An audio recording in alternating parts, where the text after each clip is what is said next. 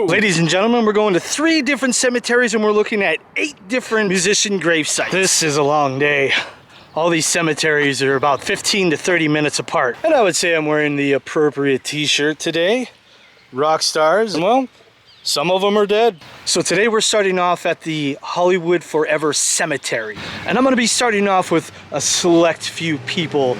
I realize that there's other people here buried. If this video does really well, I'll come out here and I'll do another gravesite tour in the future.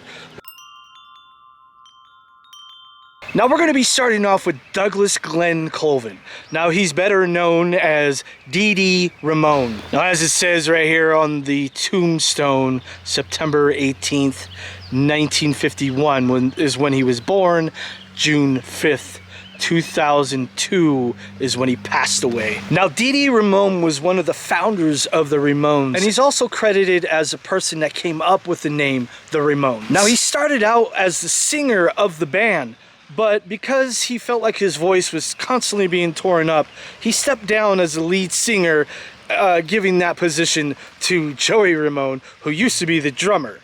Now, Dee Dee Ramone was the bass player and also credited as the main songwriter. Now, unfortunately for Dee Dee Ramone, he was found dead in his Hollywood home from an overdose from heroin. He was 50 years old when he died. People constantly come by here and leave sunglasses and guitar picks. It's all kinds of different stuff. And that apparently is Dee Dee Ramone's choice of beer.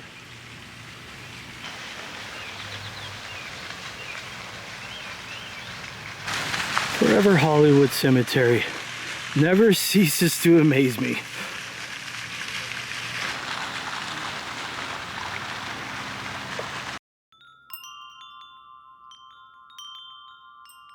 Now, John Cummings, better known as Jonny Ramone, is another founding member of the Ramones. Now, I don't think I've ever seen a better looking headstone in my life. Now, Jonny Ramone was born on October 8th, 1948, and died on September 15th, 2004. Now, Johnny was a lead guitarist for the Ramones, and he was known for his fiercely, savagely fast downstrokes on the guitar. Now, he was a good friend of Dee Dee Ramone's. Obviously, they were in a band together, but they also grew up together, and it was said that they hung out and they listened to records, and they felt like outcasts apparently together too. So now he was one of the few punk stars that actually leaned to the right on the political spectrum. Needless to say, he had a political mindset that I didn't care for. But he makes up for it from the music legacy he left behind. Now, Jonny Ramone died in 2004 from cancer, and it was said that he was only 23 days away from his 56th birthday.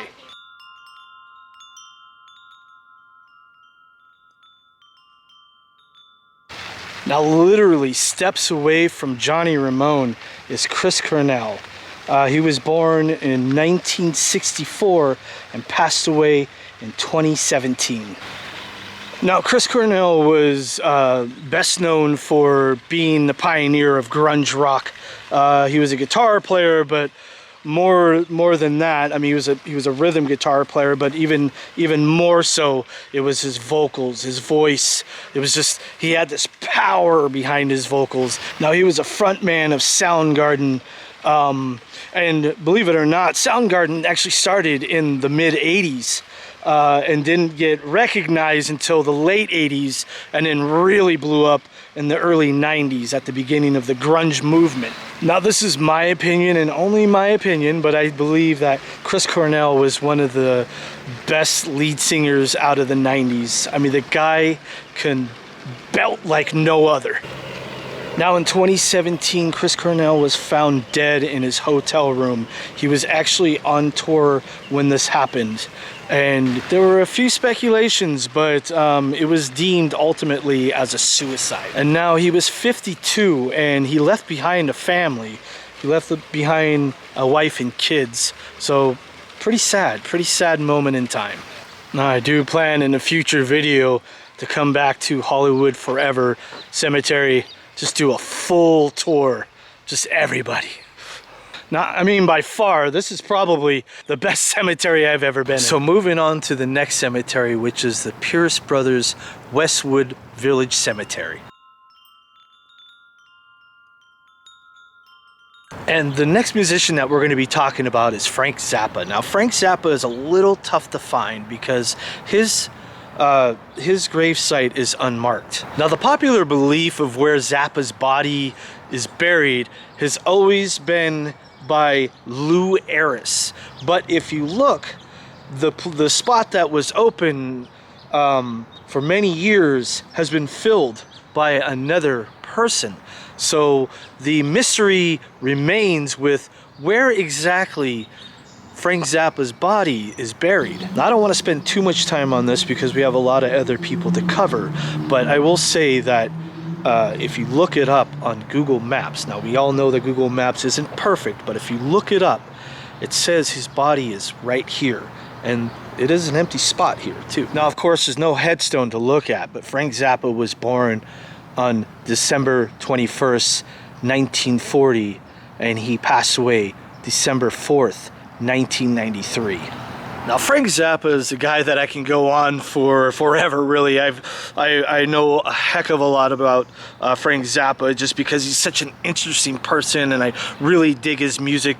But he's a composer, he's a songwriter, a guitarist, he played jazz, he played rock. Now, Frank Zappa was very outspoken about the mainstream music industry, and I think a lot of times that he kind of went tooth and nail with a lot of these people, and you wouldn't really, like, none of the major outlets really pushed Zappa all that much, but Zappa was very popular. He was probably one of the most popular underground musicians to ever exist because he was very successful. So Frank Zappa kind of found his own way around the music industry, and he just kind of became his own producer. He kind of became his own company and produced his own records. He also brought forth a lot of other underground musicians. Now, the one musician that most people probably will remember for the most part is Steve Vai. Now, Steve Vai started working with Frank Zappa in the late 70s, right around the early 80s, right around the turn of the decade. So like I said, I can go on forever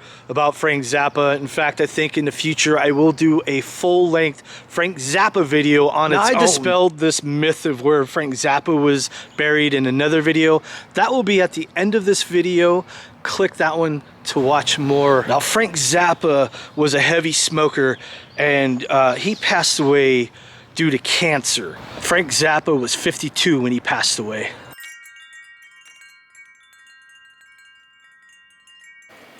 Now, like Frank Zappa, Roy Orbison also has an unmarked grave. Now, Roy Orbison was a singer-songwriter, guitar player. Now, he was known as the Caruso of rock, getting that nickname from Enrico Caruso, who was an opera singer, because Roy Orbison kind of had a very opera kind of feel to his singing style. Now, Roy Orbison was known for many hits. His biggest hit was probably Pretty Woman, but he also had Only the Lonely and just many other songs that you could look up. Now, Roy Orbison died of a heart attack at 52 years old, and he's obviously buried out here, but it's also said that his wife is buried out here, and I believe she's unmarked as well. Next up, we have Carl Dean Wilson, lead guitar player and sometimes lead singer of the Beach Boys. Now, as you can see here, he was born on December 21st, 1946, and passed away on February 6th, 1998.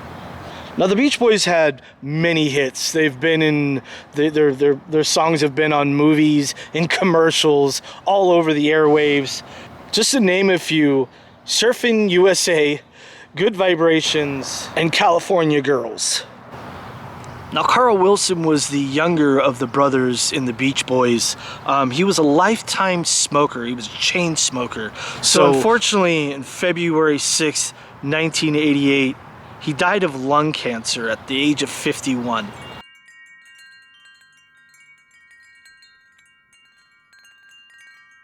Now, Minnie Riperton Rudolph may not fit into the rock and roll category, but she is a talent that you do not want to pass up. As it says right here on her headstone, November 8th, 1947 to July 12th, 1979. Now, I don't even know how to start with this because she's such a great singer, just an amazing voice. It's also just something that not a lot of people can do. She has a 5.5 octave voice range. It's said that she can go up into the soprano range. Now, she died very early. She was 31 when she passed away. She unfortunately died of breast cancer. And on a little side note, she's actually not that far from Carl Wilson.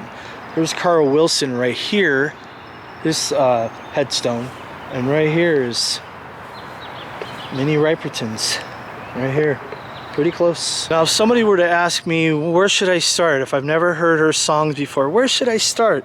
Just know, first of all, that she is a soul singer. She's a soulful singer. She's not necessarily in the rock category, but like I said, she's not something to be missed. But I will go with Loving You. Loving You is her biggest hit, and it's also right here on her tombstone. Start out there, but also just be prepared to be blown away when you start listening to more of her songs, though, because she's pretty incredible.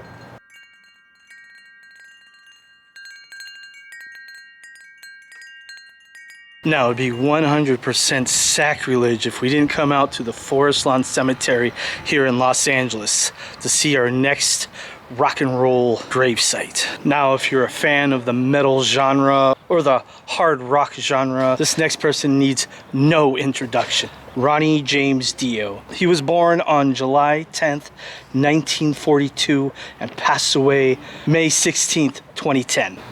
Now, Ronnie James Dio influenced a lot of up-and-coming artists that came after him, including Chris Cornell and Jack Black. All these singers with powerful voices. Ronnie James Dio had a very extensive a career. I mean, he started his music journey in 1957, and in 1975 he was in a band called Rainbow. And in 1979, he replaced Ozzy for the band Black Sabbath. And in 1982, he left Black Sabbath to start his own career, calling his band Dio. Now, Dio was the guy that actually popularized the devil horns. He would encourage his audience members to always throw those devil horns up and just rock out. Now, in my honest opinion, I think Ronnie James Dio is quite possibly one of the best metal singers of all time. I've seen him live in concert on YouTube, and the guy is amazing. I forgot to mention that Ronnie James Dio's real name was Ronny James Padavona. Now, I believe Ronnie James Dio was the only person that reached his 60s on this list. He died at the age of 67 from stomach cancer. That was unfortunate because he was actually setting up to go on tour again, but he got so sick that he had to cancel the tour, and then he ended up passing away not too long after that. I like how it says "Man on the Silver Mountain" on top here. That's great. Now, if there's anybody else that I can do a full-length video on with no problem, Ronnie James Dio would be one of them. I wonder if this angel did one too many devil horns. She lost her hand. It's pretty cool. I don't know if that's incense or sage.